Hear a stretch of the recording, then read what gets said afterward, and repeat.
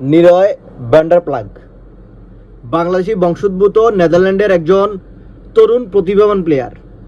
এই নিলয়কে আনার জন্য অনেকদিন যাবৎ বাংলাদেশি ফুটবল ফ্যান্সরা আন্দোলন টিফো কার্যক্রম চালিয়ে যাচ্ছে, যাতে ফুটবল ফেডারেশনের ফোকাসে আসে নিলয় বর্তমানে নেদারল্যান্ডের দ্বিতীয় সারির একটি ক্লাবে খেলছেন এবং সেখানে অত্যন্ত চমৎকার খেলছেন।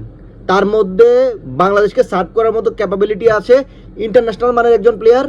অবশেষে বিএফএফ এবং একজন ফ্যান্স প্রতিনিধির মাধ্যমে সমঝোতায় আসে যে নেক্সট যে অনুরোধ 23 এশিয়া কাপ বাছাই পর্ব আছে, সেখানে নিলয় সরাসরি যুক্ত হবেন, ক্যাম্পে থাকবেন, ম্যাচ খেলবেন।